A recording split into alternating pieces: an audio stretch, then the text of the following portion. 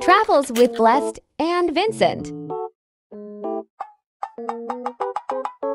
Hi guys! Another day, another vlog na naman na nandito tayo sa Manila, Las Piñas. So, ipapakita namin kung ano yung mga ginawa namin sa aming 2 weeks stay dito sa Las Piñas. So, yes, first, nag-book kami ng Airbnb. Super sulit, super ganda, super linis na aming na-book na Airbnb. Lapag ko sa description box kung saan namin siya na-book. And super friendly din ng host. I think yun yung very important, diba? And malapit siya sa mga karinderya sa labas, madaming kainan, mga snacks na hindi ko makikita dito sa Cebu. After that, after namin mag-check-in, pumunta kami sa McKinley kasi di pa nakapunta si Vincent sa Venice, McKinley Hill, malapit sa BGC kasi gusto ko nga siyang ipakita dun sa parang river-ish. Yung parang nasa Venice ka nga. And then naglakad lang kami since hindi nga kami ganun ka familiar dito sa area na to. So, what we did, nag-Google Maps lang kami from our Airbnb to Venice Grand Canal Mall. So, here we are. Nasa loob na nga kami. Actually, ang daming tao kasi this was weekend sa pagkaalala ko. I think this was Saturday. Saturday nga ito. And then, ito na nga yung gusto ko ipakita kay Vincent. I was here, I think, last 2015, if I'm not mistaken. And then, super konti pa lang yung mga shops na boutiques na andito. So, ngayon, super dami na nagbago after 9 years. So, yes, here you go. Nag-stroll lang kami, lakad-lakad. And then, very timing kasi while naghanap kami na pwedeng kung saan pwede mag-snacks, which is dito nga kami sa Randy's Donuts, may group of friends kami na nag-message na nandito din pala sila sa area. So, yun na nga, sina Feby tsaka si Dakwa. So, nag-name drop talaga, no? Anyway, so, pinuntahan namin sila, hinanap namin kung saan sila banda dito sa McKinley, which is nasa BGC nga sila. So, pinuntahan namin ng Google Maps pa din kami. And then, eto na nga, nag-dinner kami apat together sa City Hot Pot BGC. Super recommended ko tong place na to. You can make your own sauce and super yummy. The price was quite, medyo mahal siya for us. Pero sulit na sulit yung ulam, tsaka yung mga sangyup and authentic talaga yung hot pot nila dito. Ang daming choices actually dito sa BGC. Di kami makapili.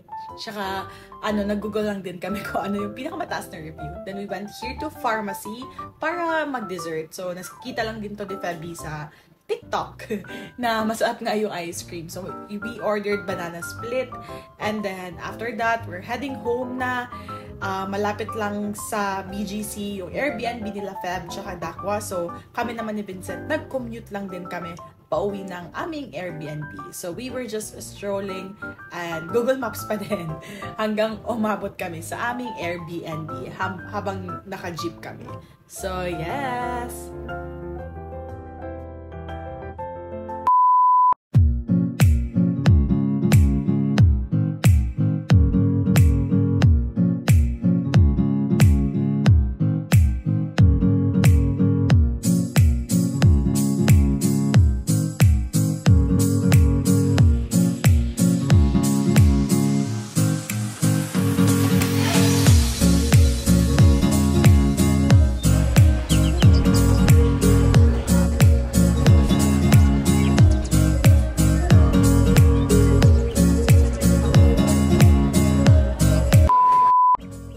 And yes, next day na tayo guys. Kanina nagpunta lang kami dun sa IKEA since first time namin pumunta doon. And syempre gusto din namin makita ni Vincent kung ano yung nasa loob doon, diba? Since nasa Mall of Asia na kami. And then we decided to look for a casual dining experience dito sa Mall of Asia. So nakita nga namin yung Dotonbori. They said this is the first and only okonomiyaki restaurant in the Philippines that lets you cook your own okonomiyaki. O diba? And then, Dotonbori then also offers other Japanese favorites like sukiyaki, yakisoba, and yakiniku. So, you should really try this one.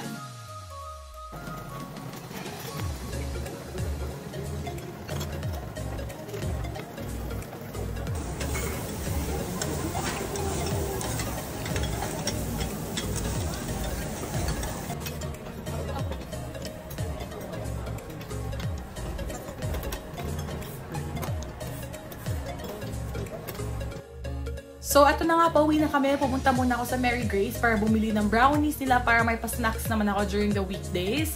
And then after, hindi pa namin na-try yung Contis, so pumunta kami dito para i-try yung Mango Bravo nila.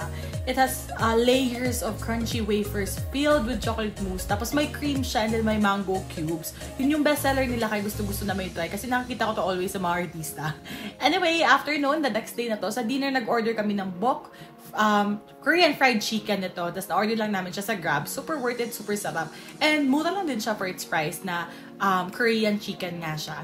And then next, if you're familiar with Frankie's chicken wings, yun yung in-order namin kinabukasan. And lahat dito naka-Grab food lang kami. So ito na nga yung Frankie's. Pang-apat nata namin to na Frankie's since ever nagpunta kami since together with Vincent noong 2019. Gustong-gusto niya yung Frankie's.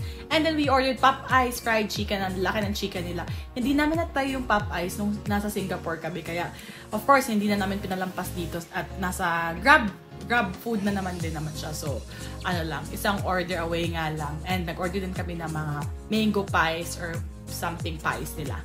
So, ito na, strawberry pala. Strawberry cream cheese pie. Ganun. So, ang sarap. And then the next day, this was Friday na. Friday. So, as you all know, I'm working as a virtual assistant. So, this was the first time na nakita ko yung mga virtual assistant workmates ko. Yes, virtual mates. So, yung meetup place namin is sa MOA Seaside. Tapos yung napili namin place is Sangyup nga siya. Parang wrong choice of food kasi nga hindi nga kami magkakatabi-tabi, so hindi kami ganun makapag-catch up with each other. Tapos after kasi to ng working hours namin, so medyo pagod na yung iba dyan. Siyempre, bumiyahe pa sila ng medyo malayo. Pero anyways, I'm still very happy seeing them since this is our first time seeing each other after 3 years of working with the company itself. So I'm just very, very happy.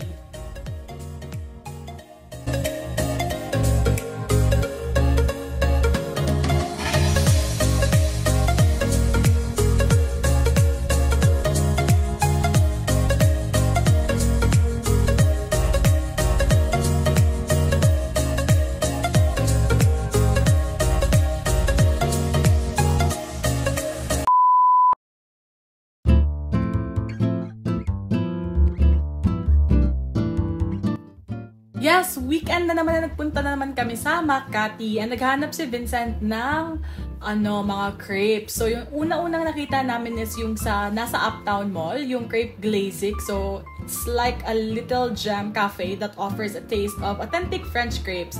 And then, may mga gelato sila sa loob nga mismo ng Makati. And we ordered their sandwiches then, and super worth it, and masarap nga siya. So, ito na nga yung mga in-order namin during our visit. Sa second floor siya ng Uptown Mall, authentic French crepes. After noon, naglakad-lakad at nag-stroll lang din kami sa BGC and waiting na lang din para for dinner kung magutom na din na naman kami. And we tried this mover. Hindi ko sure yung parang scooter nila doon. So this was our first time trying it. And then dinner time na, nagpunta kami sa Jinju Korean Grill. And yes, ito yung mga bestseller nila na most recommended nga sabi nung mga sales lady. So, ang ganda kasi ng service nila. Sila yung nagluluto, tapos kakain na lang kami. It's very cheesy. Kitang-kita nyo naman sa video. Worth the try. And then, kinabukasan nagpunta kami sa Baclaran. Yes, that's the Baclaran's church. And then we tried their street foods. And super sarap. Ang dami naming nabili sa Baclaran mismo. And we had our dinner at another Japanese restaurant. This was inside SM, Las Piñas Mall. And so, this is our last day na dito sa Manila and we decided na pumunta sa Okada, Manila. You can stay, play, dine, shop, party, and unwind dito sa Okada. Actually, daming pwedeng gawin dito sa loob. But for us, we decided na manood dun sa parang fountain show nila. And kumain muna kami ng snacks dito sa Panda Express, sa loob lang din ng Okada, and then we decided manood dun sa 6 p.m. fountain show nila. So, ito na nga yung mga short clips na nakuha ko.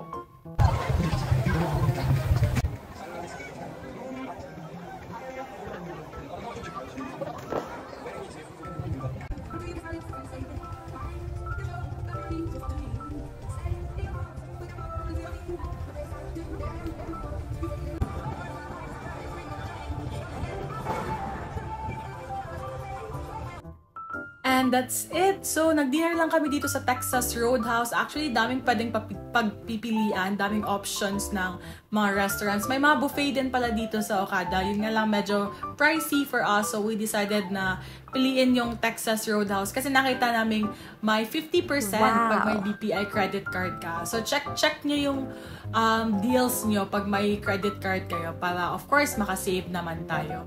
And then, ito na yung mga in-order namin. Nalagay ko lang din sa description box kung ano yung mga name na restaurant kinainan namin sa ibang hindi nakapag-catch up. Anyway, pauwi na kami after dinner and then nag-book lang din kami ng Grab, pauwing Airbnb since this is our last night and then kinabukasan, uwi na din agad kami. So, that's it for our Manila vlog. So, para sa mga nagtatanong, kaya 2 weeks kami nagstay doon since may need na i-attend si Vincent na training sa Las Piñas mismo. And then, for more travel tips, don't forget to like and subscribe sa aming channel. And para sa mga umabot dito, thank you for watching our video. And sa mga gustong magkaroon ng passive income, share ko sa inyo yung anong ginawa ko sa mga digital products ko. Of course, comment down below or message nyo lang kami para sa gustong magkaroon ng mga details. So, share ko sa inyo, of course, lalo na sa aming mga existing subscribers. Again, don't forget to like and subscribe. Thanks for watching and supporting our vlog. And click the notification bell din para sa mga upcoming trips namin. Lalo madami pa kami i-upload before the year 2024 ends. So, bye-bye!